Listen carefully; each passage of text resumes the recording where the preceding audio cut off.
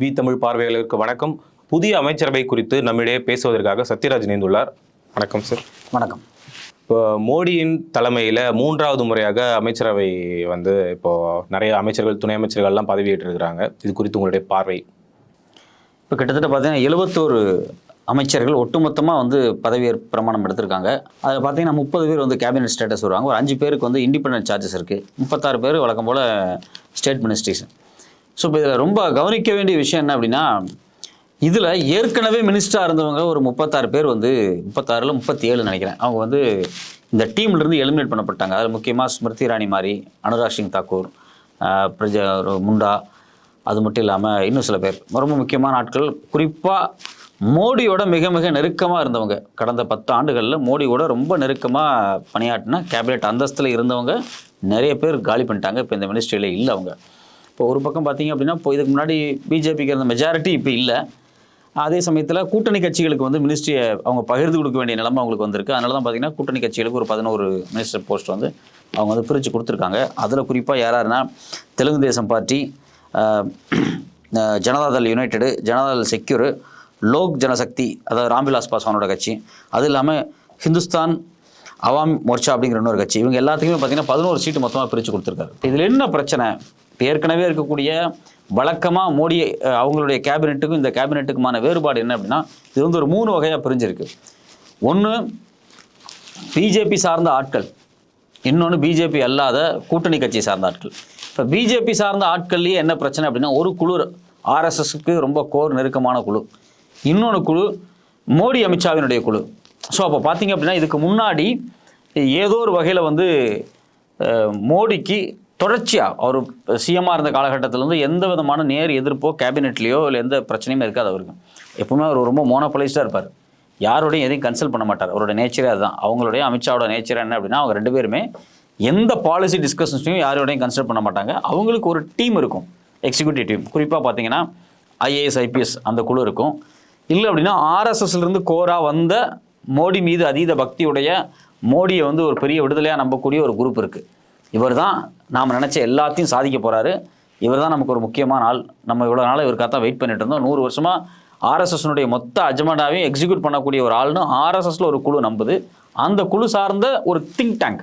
இந்த think tank பார்த்தீங்க அப்படின்னா டைரெக்டாக மோடியோட கனெக்ட் ஆகிருக்கும். இந்த திங்க் டேங்கை விட மோடியோட ரொம்ப நெருக்கமாக கனெக்ட் ஆன ஒரு திங்க் டேங்க் என்னென்னா, பியூரோக்ரஸிலேயே இருக்கக்கூடிய ஒரு ஆர்எஸ்எஸ் மைண்ட் செட்டப்புள்ள நேரடியாக ஆர்எஸ்எஸ்க்குள்ளே இருக்கக்கூடிய ஒரு திங்க் டேங்க். ஃபார் எக்ஸாம்பிள் எப்படி எடுத்துக்கலாம்னா, இப்போ இன்றைக்கி இந்தியாவினுடைய பாதுகாப்பு செயலாளர், அதாவது செயலாளர் சொல்ல முடியாது, பாதுகாப்புக்கான ஒரு அட்வைசரி கவுன்சில் இருக்குது. அதாவது பிரதமருடைய பாதுகாப்பு அட்வைசரி கவுன்சில், அதனுடைய தலைமை பொறுப்பில் இவர் இருக்கார், அஜித் தோவல். இப்போ இந்த அஜித் தோவல் பார்த்தீங்க அப்படின்னா, அவர் ஒரு ஐபிஎஸ் ஆஃபீஸராக இருந்தார். அவர் பாகிஸ்தானில் உளவு பார்த்த ஒரு முக்கியமான ஒரு ஆள். அவர் ஒரு ஜேம்ஸ் பாண்ட்னு சொல்லுவாங்க. அவர் மிக மிக நெருக்கமாக யார் கூட இருக்கார் அப்படின்னா, ஆரம்பத்திலிருந்தே ஆர்எஸ்எஸ் பிஜேபியோட ஒரு நெருக்கமான ஒரு நபர் தான். ஏன்னா கடந்த காலத்தில் பார்த்தீங்கன்னா பிஜேபி, அதாவது அடல் பிஹாரி வாஜ்பாய் காலத்தில் அவங்க வந்தபோதும் அஜித் தோவாலுக்கு ஒரு முக்கியமான இடம் கொடுக்கப்பட்டுச்சு. ஸோ அப்போ அஜித் தோவாலுக்கு கொடுக்கக்கூடிய அந்த முக்கியமான இடம் இது இன்றைக்கி வரைக்கும் தொடருது. அதனால தான் பார்த்தீங்கன்னா மோடி வந்தோடனே அஜித் தோவாலை அட்வைசரி செக்ரட்டரியாக கொண்டு வராங்க செக்யூரிட்டிஸ்க்கு. இப்போ இவருடைய பையன், அஜித் தோவாலுடைய பையன், இவங்க எல்லாருமே ஒரு திங்க் டேங்க் வச்சுருக்காங்க. அந்த திங்க் டேங்க் பிரதமருக்கு நேரடியாக அட்வைஸ் பண்ணக்கூடிய ஒரு திங்க் டேங்க், ஒரு குழு. இதில் பார்த்தீங்கன்னா நம்ம தமிழ்நாடு கவர்னர் ஆர் என் ரவியினுடைய பொண்ணு இருக்காங்க. ஸோ அப்போ இது எப்படி நடக்குது அப்படின்னா, ஒரு அமைச்சரவையாகவே இருந்தாலும் பியூராக ஒரு சென்ட்ரலைஸ்டு ஒன்லி பிரைம் மினிஸ்டர் தான் எல்லா முடிவும் எடுப்பார், இல்லை ஹோம் மினிஸ்டர் எடுப்பார். இவங்க 2 பேர் தான். இவங்க 2 பேர் எடுக்கக்கூடிய எல்லா துறையிலையும் எடுக்கக்கூடிய முடிவுகளுக்கு இணங்க எல்லாம் சரியாக இருக்கா, அதாவது அவங்களுக்கு சரியாக இருக்கா அப்படின்னு முடிவு பண்ணக்கூடிய இடத்துல மினிஸ்டர்ஸே கிடையாது, திங்க் டேங்க்ஸ் தான் இருப்பாங்க. அதுக்கு முழுக்க முழுக்க ஏற்கனவே எக்ஸிக்யூட்டிவாக இருக்கக்கூடிய அந்த பியூரோக்ரஸி இருக்குது பார்த்தீங்களா, அதிலிருந்து வரக்கூடிய விசுவாசிகள், ஆர்எஸ்எஸ் விசுவாசிகள்.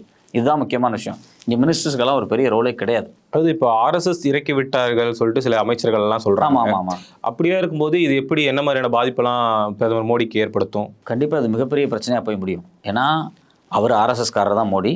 அவர் ஆர்எஸ்எஸ் உடைய சித்தாந்தத்தை ஏற்றக்கூடியவர் தான், 100% அவர் ஆர்எஸ்எஸ்காரர் தான். ஆனால் ஆர்எஸ்எஸ்க்கும் அவங்களுக்கு இடையில கடந்த காலத்தில் நடக்கூடிய முரண்பாடு சித்தாந்த முரண்பாடு கிடையாது, அதிகார முரண்பாடு. நான் தான் பிரதமராக இருக்கணும், ஹோம் மினிஸ்டராக இருக்கக்கூடிய அமித்ஷா தான் எப்பவுமே என் கூட இருக்கணும், அவர் பிரதமர் ஆவார், இல்லை எங்களுக்கு உகந்த ஒரு ஆள் தான் பிஜேபியினுடைய தலைவராக இருக்கணும். இதுதான் அவங்களுடைய செட்டப். இந்த செட்டப்பை பிஜேபி ஆர்எஸ்எஸ் நிராகரிக்குது. ஏன் ஆர்எஸ்எஸ் நிராகரிக்குதுன்னா அவங்களுக்கு தேவையான ஆளை கொண்டு வந்து உள்ள வைக்கணும். ஒரு அதிகார போட்டி தான், சிம்பிளாக வேறு ஒன்றுமே கிடையாது. அந்த அதிகார போட்டியில் குறிப்பாக ஆர்எஸ்எஸ் பக்கம் நிதின் கட்காரி இருக்கார். ராஜ்நாத் சிங்கே பார்த்தீங்கன்னா ஒரு வகையில் ஆர்எஸ்எஸ்னுடைய மிக நெருங்கிய செயல்பாடுடையவர் தான். ஆனால் பிஜேபி கூட தொடர்ச்சியாக கேபினெட்டில் வந்து ட்ராவல் பண்ணிட்டு இருக்காரு. நிதின் கட்காரியும் 10 வருஷமாக கேபினெட்டில் ட்ராவல் பண்ணிட்டு தான் இருக்காரு. ஆனால் கோர் ஆர்எஸ்எஸ்காரர். இப்போ இது இல்லாமல் கடந்த காலங்களில் மோடி என்ன பண்ணார் அப்படின்னா, மகாராஷ்டிராவினுடைய சக்தி வாய்ந்த ஒரு ஆர்எஸ்எஸ் சக்தியாக இருக்கக்கூடிய கட்காரியை வந்து ஓரங்கட்டின மாதிரி மத்திய பிரதேசனுடைய ஆர்எஸ்எஸ்னுடைய மிக முக்கியமான சக்தியாக இருக்கிறவர் வந்து சிவராஜ் சிங் சௌகான். அவர் வந்து கோர் ஆர்எஸ்எஸ் கேரக்டர். 20 வருஷமாக பிஜேபியை மத்திய பிரதேசத்தில் ஜெயிக்க வச்சுக்கிட்டே இருக்கார். இடையில வந்து காங்கிரஸ் ஒரு வருஷம் வந்துட்டு போச்சு, அவ்வளோதான். இப்போ கூட பார்த்தீங்க அப்படின்னா, இப்போ மோடி எவ்வளோ ஓட்டு வாங்கி ஜெயிச்சிருக்காரு அப்படின்னு எடுத்து பார்த்தீங்க அப்படின்னா, அதே மாதிரி சிவராஜ் சிங் சௌகான் எவ்வளோ ஓட்டு வாங்கியிருக்காருன்னு ஜெயிச்சு பார்த்தீங்க அப்படின்னா நமக்கு ரொம்ப டிஃபரன்ஸ் ரொம்ப வித்தியாசமாக இருக்கும். அவர் வந்து கிட்டத்தட்ட 6-7 லட்சம் மேலே அதிகமாக ஜெயிச்சிருக்காரு. ஸோ இப்போ சிவராஜ் சிங் சௌகானுக்கு ஒரு மிகப்பெரிய ஆர்எஸ்எஸ் சப்போர்ட் இருக்குது, பிஜேபி சப்போர்ட்டு, ஒரு கோர் கேடட். அதே மாதிரி தான் பார்த்தீங்கன்னா மனோகர்லால் கட்டார் ஹரியானாவில், இவரும் பியூர் ஆர்எஸ்எஸ்காரர். சின்ன வயசுலேருந்தே ஆர்எஸ்எஸ்ல வேலை பண்ணவர். ஆர்எஸ்எஸ் நேரடியாகவே இவரை சிஎம் ஆக்கிறதுக்கு நிறைய ஒர்க் பண்ணியிருக்கு. சிவராஜ் சிங் சௌகானும் சிஎம்மாக இருக்காங்க, கட்டாரும் சிஎம்மாக இருந்தவர் தான். இவங்க 2 பேருமே கோர் ஆர்எஸ்எஸ் கேரக்டர்ஸ் சிஎம்மாக இருந்தவங்க. இப்போ பார்த்தீங்கன்னா இந்த கேபினெட்டில் கூடிய மிகப்பெரிய சிக்கலே ஆர்எஸ்எஸ்காரங்க மோடிக்கு எதிராக உள்ள ஒரு குரூப் வருது பார்த்தீங்களா. இந்த குரூப் ஏற்கனவே மாநிலங்களில் முதலமைச்சராக இருந்தவங்க. அது ராஜ்நாத் சிங்கே வந்து சில காலம் யூபியில் முதலமைச்சராக இருந்தவர் தான். ஸோ பார்த்தீங்கன்னா இப்போ லிஸ்ட் எடுத்து பார்த்தீங்கன்னா மோடி, இந்த ராஜ்நாத் சிங், இந்த டீம் இல்லாமல் புதுசாக இப்போ வந்தவங்களே பார்த்தீங்கன்னா 4 பேர் முன்னாள் முதலமைச்சர்கள். ஒன்று சிவராஜ் சிங் சௌகான், இன்னொன்று HD குமாரசாமி, 2வது ஜித்ராம் மஞ்சி அப்படின்னு சொல்லிட்டு பீகாரில் ஒரு சில காலம் முதலமைச்சராக இருந்தார். அடுத்தது மனோகர்லால் கட்டார். இவங்க எல்லாருமே முதலமைச்சராக இருந்து இண்டிபெண்ட்டாக ஒர்க் பண்ணாங்க. அதில் குறிப்பாக இந்த 3 பேரும், அதில் இவங்க 2 பேரும் வந்து ஆர்எஸ்எஸ்காரங்க. இவங்க இந்த கேபினெட்டுக்குள்ளே வர்றது இன்னுமே வந்து கட்காரிக்கு, ராஜ்நாத் சிங்கு, நீங்கள் வந்து ஏற்கனவே பிரச்சனைக்குரிய நபராக இருக்கக்கூடிய ஃபட்னாவிஸாக இருக்கட்டும், பீஸ் கோயலாக இருக்கட்டும், இவங்க எல்லாமே ஒரு அணியாக திரள்றாங்க இன்னைக்கு இருக்கக்கூடிய கேபினெட் மினிஸ்ட்ரிக்குள்ளே. இப்போ மோடி அவர்களுக்கு டஃப் கொடுக்கறதுக்கு இப்போ ஒரு டீமே வந்திருக்கு. ஆமாம், அதான் இன்னைக்கு இருக்கக்கூடிய ஒரு மிகப்பெரிய ட்விஸ்ட்டே. நம்ம வந்து கேஷுவலாக வந்து ஒரு கேபினெட் மினிஸ்ட்ரி வருது, நம்ம எவ்வளோ நாள் என்ன பேசிகிட்டு இருக்கோம் அப்படின்னா, இல்லை 11 பேர் வந்து என்டிஏ கூட்டணியாக உள்ள வந்து மினிஸ்டர் போஸ்ட் வாங்குறாங்க. அதில் கேபினெட் வேறு வாங்கியிருக்காங்க. நிதிஷ் வந்து அவங்க டீமுக்கு கேபினெட் வாங்கிட்டாரு, இவர் நாயுடு வந்து அவங்க டீமுக்கு கேபினெட் வாங்கிட்டாரு அப்படின்னு தான் பேச்சுவார்த்தை. இங்கே சிக்கல் என்னன்னா, மோடியை பொறுத்த வரைக்கும் இந்த 11 பேர்த்து கூட நான் ஏதாவது கொடுத்து சமாளிச்சிருவேன், ஆனால் இவங்க இறக்கி விட்டுருக்க ஆளை நான் என்ன பண்ணுறது அப்படிங்கிற மாதிரி ஒரு ஆங்கிள் ஓடிக்கிட்டு இருக்கு. ஏன்னா சிவராஜ் சிங் சௌகானையும் அதே மாதிரி மனோகர்லால் கட்டாரையும் பாலிடிக்ஸில் இருந்தே ஓரம் கட்டணும் அப்படின்னு தான் கடந்த காலங்களில் இவங்க செயல்பட்டாங்க. ஏற்கனவே பார்த்தீங்கன்னா எப்படி எல்கே அத்வானியை பண்ணாங்களோ, முரளி மனோகர் ஜோஷி என்ன பண்ணாங்களோ, ஜஸ்வந்த் சிங் என்ன பண்ணாங்களோ, அது மாதிரி ஒரு பெரிய டீமை இவங்க ஓரம் கட்டணும்னு நினச்சாங்க. ஏற்கனவே குஜராத்தினுடைய முன்னாள் முதலமைச்சராக இருந்த ஆனந்திபென் பட்டேலை வந்து அவங்க கவர்னராக போட்டு அவங்களையும் பாலிடிக்ஸ்குள்ளே வந்து விலக்கிட்டாங்க. என்னதான் இருந்தாலும் ஒரு மாநிலத்தினுடைய முதலமைச்சராக இருக்கும்போது அவங்களுக்கு ஒரு பெரிய பவர் சென்டராக இருப்பாங்க. அவங்க என்ன பண்ணாங்க, மோடி என்ன பண்ணார் அப்படின்னா, 2014 மோடி பிரதமராக வரும்போது அந்த அம்மாவை தான் குஜராத்தில் முதலமைச்சராக போட்டார். திருப்பி என்ன பண்ணுறாங்க அப்படின்னா, அவங்கள வந்து உத்தரப்பிரதேசனுடைய கவர்னராக மாற்றி இங்கே கொண்டு வந்துட்டாங்க. ஏன்னா உத்தரப்பிரதேச தான் கட்டுப்பாட்டில் வைக்கணும் அப்படிங்கிறதுக்காக. அதே மாதிரி ஒரு IAS ஆஃபீஸர், முக்கியமாக பார்த்தீங்கன்னா குஜராத்தில் வந்து மோடியோட கேபினெட்டில் ரொம்ப முக்கியமான ஒர்க் பண்ண அந்த IAS ஆஃபீஸர் பேர் எனக்கு மறந்துருச்சு, ஆனந்த் சர்மான்னு நினைக்கிறேன். அவரை வந்து உத்தரப்பிரதேசம் கொண்டு வந்து துணை முதலமைச்சர் ஆக்கினார். பெரிய டிஸ்கஷனாக சண்டை மாதிரி இப்போ ஒரு கேபினெட்டில் உட்காந்துருக்காரு, உத்தரப்பிரதேச கேபினெட்டில். இப்போ எங்கே நடக்குது அப்படின்னா, இவங்க எல்லாமே உத்தரப்பிரதேச செக் வைக்கிற மாதிரி உட்காந்துருக்காங்க. இவங்க எல்லாமே மோடியோட ஆட்கள். ஆனால் உத்தரப்பிரதேசனுடைய சீஃப் மினிஸ்டர் யோகி டைரெக்டாக ஆர்எஸ்எஸோட ஆட்கள். ஸோ அப்போ அந்த யோகி, ராஜ்நாத் சிங், நிதின் கட்காரி, ஃபட்னாவிஸ், அது மட்டும் இல்லாமல் இப்போ இறக்கி விட்டுறப்பட்டிருக்கக்கூடிய சிவராஜ் சௌகான், கட்டார், இப்போ இவங்க எல்லாமே ஒரு பெரிய டீமாக ஃப்ரேம் ஆகிட்டாங்க.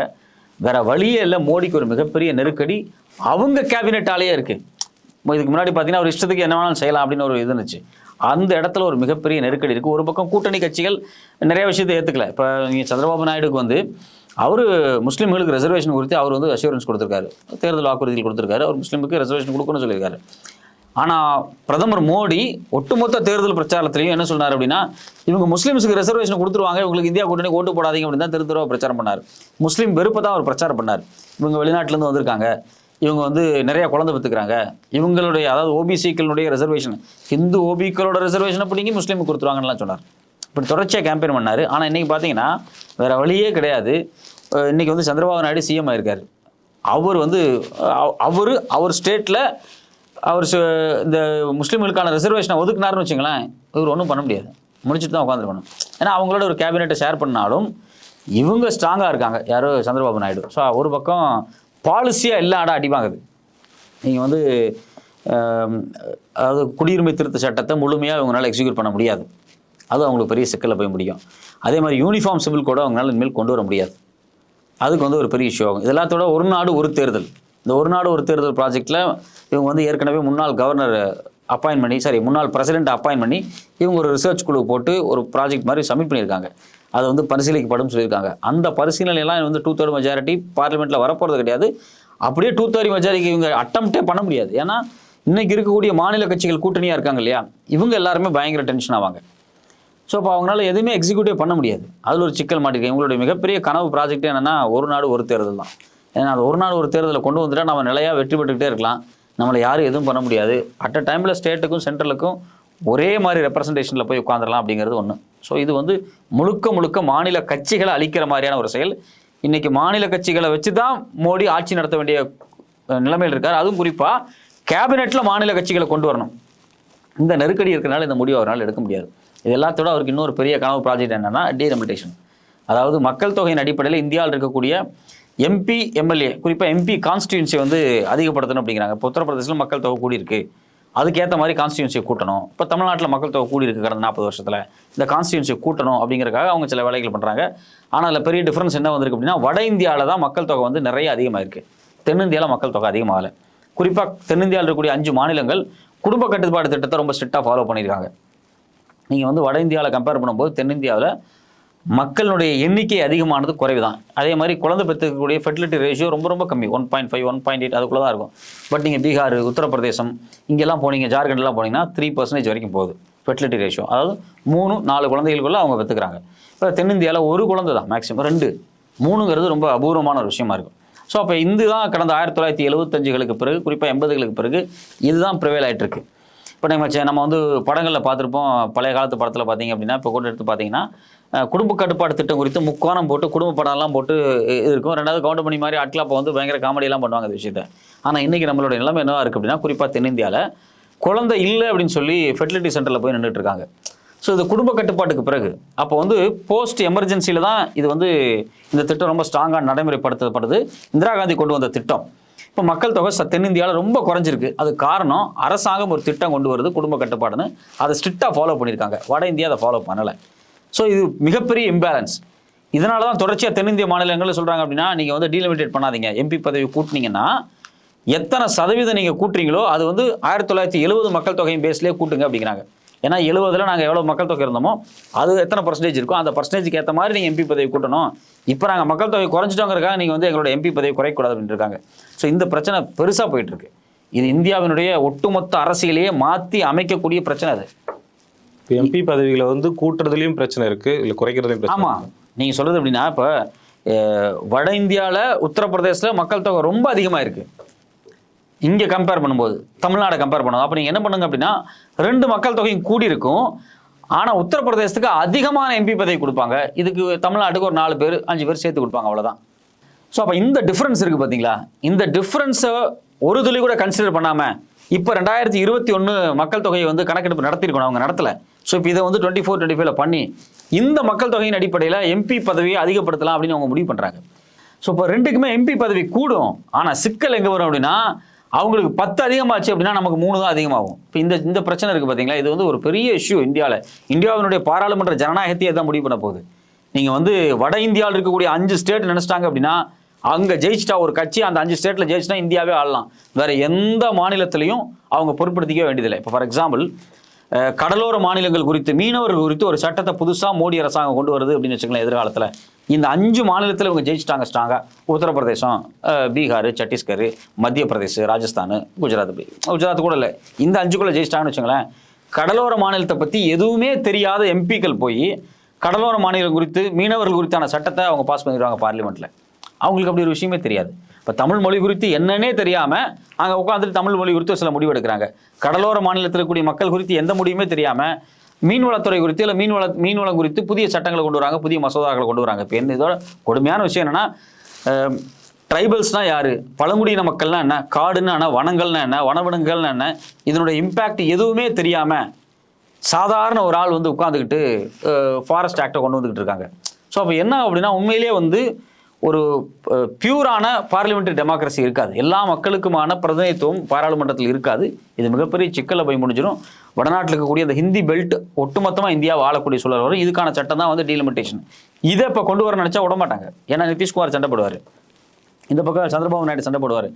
இப்படி மோடியினுடைய கேபினெட்டில் அவங்க எது நினைச்சாலும், குறிப்பாக மாநில அதிகாரங்களை ஒட்டுமொத்தமாக காலி பண்ணுற மாதிரி என்ன நினைச்சாலும் கொண்டு வரும்போது அது சந்திரபாபு நாயுடுக்கும் நிதிஷுக்கும் ஒரு மிகப்பெரிய நெருக்கடியாக மாறும், குமாரசாமிக்கே நெருக்கடியாக மாறும். ஸோ அப்போ அதனால் இதெல்லாம் கொண்டு வர முடியாது அப்படிங்கிறது அவங்களுக்கு தெரிஞ்சிருச்சு. ஸோ இதையும் தாண்டி அவங்களையும் கன்வின்ஸ் பண்ணி கொண்டு வந்தாலும் பார்லிமெண்ட்டில் 2/3 மெஜாரிட்டி கிடைக்காது, ராஜ்யசபாவில் பாஸ் ஆகாது. ஸோ இப்போ என்னாச்சுன்னா, இப்போ மோடி அப்படிங்கிறவர் ஒரு பொம்மையாக தான் அடுத்த 10 வருஷம் 5 வருஷம் ஆட்சி பண்ணணும். வேறு வழியே கிடையாது. அடுத்த 5 வருஷம் மோடி வந்து ஒரு அடல் பிஹாரி வாஜ்பாய் எப்படி ஒரு கூட்டணி அரசை ஆரம்பித்து அப்படி இப்படின்னு போட்டு ஒரு கிண்டி பொரியலும் சாம்பார் செஞ்சுக்கிட்டு இருந்தாங்களோ அது மாதிரி இது ஒரு விதமான ஒரு கலப்பு தான் தவிர இதை வந்து பியூராக ஏற்கனவே 10 வருஷம் இவங்க ஆண்ட மாதிரி ஆண்ட முடியாது. ஸோ அந்த பிரச்சனை இருக்குது. ஸோ இது ஒரு பக்கம் கூட்டணி கட்சிகளால் அவங்களுக்கு நெருக்கடி இருந்தாலும், கூட்டணி அல்லாத உள்ளே இருக்கக்கூடிய தான் சொந்த கட்சியிலேயே 2 பிளவு இருக்குது. ஒன்று ஆர்எஸ்எஸ், இன்னொன்று ஆர்எஸ்எஸ்லேருந்து மாறுபட்ட ஒரு குரூப்பாக இருக்குது. அதாவது ஆர்எஸ்எஸ்னுடைய இருகப்பிடியை உதறிட்டு நீங்கள் என்ன நினைக்கிறீங்களோ அதை நாங்கள் செய்கிறோம், ஆனால் அதிகாரம் எங்களுக்கு வேணும், நாங்கள் முதலமைச்சராக இருக்கணும், நாங்கள் பிரதமராக இருக்கணும், நாங்கள் உள்துறை அமைச்சராக இருக்கணும் அப்படிங்கக்கூடிய ஒரு செட்டப் இருக்குது. பார்த்தீங்களா, இந்த பிளவு ரொம்ப வைடன் ஆயிடுச்சு. இதனாலேயே கண்டிப்பாக மோடி அமித்ஷாவால் அடுத்த 5 வருஷத்தை இவங்களால் ஆட்சி பண்ண முடியாது. ஏன்னா கண்டிப்பாக உள்ளே இருக்கக்கூடிய இந்த குழு டீமாக ஃப்ரேம் ஆகி இவங்களுக்கு ப்ரெஷர் கொடுக்கும். ஏன்னா நிதின் கட்காரி இவங்க ரொம்ப டீஸ் பண்ணியிருக்காங்க. இவங்க நிதின் கட்காரி வீட்டில் பார்த்தீங்க அப்படின்னா சில பக்கு வச்சுருந்துருக்காங்க. அதாவது சில கருவிகளை பொருத்தி அவர் எங்கெங்கே பேசுகிறாரு, யார்கிட்ட பேசுகிறாரு, எங்கே போகிறாரு வர்றாரு, அவர் சந்திக்க வர்றவங்க யார் அப்படிங்கிறது குறித்து எல்லாமே ஒட்டு கேட்கப்பட்டுச்சு. இது குறித்து கேரமன் பத்திரிக்கை ரொம்ப டீட்டெயிலாக வெளியே எழுதியிருந்தாங்க. ஸோ அப்போவே நிதின் கட்காரி என்ன பண்ணார் அப்படின்னா, பர்சனலாக ஒரு ப்ரைவேட்டு இன்வெஸ்டிகேட் டீம் உள்ளே கொண்டு வந்து அதை இன்வெஸ்டிகேட் பண்ணார். அரசு இன்வெஸ்டிகேஷனை பண்ணலை அவர். ஸோ அப்போவே இது ஒரு பெரிய இஷ்யூ ஆச்சு. ஆர்எஸ்எஸ் அவரை வந்து ரெக்வஸ்ட் பண்ணி ஸ்டேட்மெண்ட் கொடுக்க வச்சாங்க. தயவு செஞ்சு இப்படிலாம் ஒன்றும் இல்லைன்னு சொல்லுங்கள் அப்படின்னு சொல்லி ஆர்எஸ்எஸ்னுடைய அட்வைஸில் தான் அந்த ஸ்டேட்மெண்ட் கொடுத்தாரு. கேரவன் அப்படி தான் மென்ஷன் பண்ணுறாங்க. இதே சூழ்நிலையில் என்ன நடந்துச்சு அப்படின்னா, இதே நிதின் கட்காரி வந்து வெளிப்படையாகவே பேசினார். எல்லாரும் வந்து பதவி ஆசையில் இருக்காங்க இப்படியெல்லாம் ஓப்பனாக பேச ஆரம்பித்தார். இதெல்லாம் ஏன் பேச ஆரம்பித்தார் அப்படின்னா, அவர் ஒரு பவர்ஃபுல் லீடராக இருக்கிறார் மகாராஷ்டிராவில். அவருக்கு பிஜேபி அங்கே ஜெயிச்ச உடனே மகாராஷ்டிராவினுடைய முதலமைச்சராகணும்னு விருப்பம் இருந்துச்சு. அவர் மகாராஷ்டிராவோட முதலமைச்சர் பதவி கொடுக்காம அவர் தூக்கிட்டு வந்து ஹைவேஸ் டிபார்ட்மெண்ட்டோட கேபினெட்டில் கொண்டு வந்து உட்கார வச்சிருந்தாங்க. ஸோ அப்போ ஒரு மாநிலத்தினுடைய முதலமைச்சராக இருக்கிறது அப்படிங்கிறது ஒரு பவர்ஃபுல் போஸ்ட் தான். அதிலிருந்து அவர் காலி பண்ணாங்க. இதே மாதிரி தான் சௌகானை காலி பண்ணாங்க, அதே மாதிரி தான் மனோகர்லால் கட்டாரை காலி பண்ணாங்க. ஸோ இப்போ இவங்க எல்லாத்துக்கும் கேபினெட் கொடுக்க வேண்டிய நெருக்கடி இவருக்கு எங்கேருந்து வந்துச்சுன்னா, ஆர்எஸ்எஸ் சொல்லிடுச்சு நீ கேபினெட் கொடுக்கல மொத்தமாக முடிச்சுட்ரும் அப்படின்னு. ஸோ அந்த இடத்துக்கு இவங்க நகர்ந்துட்டாங்க. அதனால் 5 வருஷம் இந்த கேபினெட்டை வச்சு நீங்கள் கூட்டணி கட்சிகளை வச்சு கூட ஆட்சி பண்ணிடலாம். ஆனால் இந்த கேபினெட்டை வச்சு 5 வருஷம் அவர் இழுக்கிறதுக்குள்ளே அவர் போதும் ஆகி ரொம்ப டயர்டாகி 75 வயசு வரும்போது நான் வந்து பிரதமர் போதவே வேண்டாம் எனக்கு நான் போயிடுறேன் அப்படின்னு சொல்லி கண்டிப்பாக போயிடுவார். அதுக்கு தான் வாய்ப்பு இருக்குது. இந்த கேபினெட் மோடிக்கு சாதகமான கேபினெட் கிடையாது. மோடியை முடிக்க போகிற கேபினெட் இதுதான். 3வது முறையாக பிரதமராக மோடி பதவி ஏற்றிருந்தாலும் 10 ஆண்டுகளாக பிரதமராக இருந்தாலுமே இந்த கேபினெட்ன்றது அவருக்கு ஒரு பெரிய டஃப்பாக தான் இருக்க போகுது அப்படிங்கிறது புரியுது. உங்களுடைய நேரத்திற்கும் கருத்துக்களுக்கும் மிக்க நன்றி. நன்றி.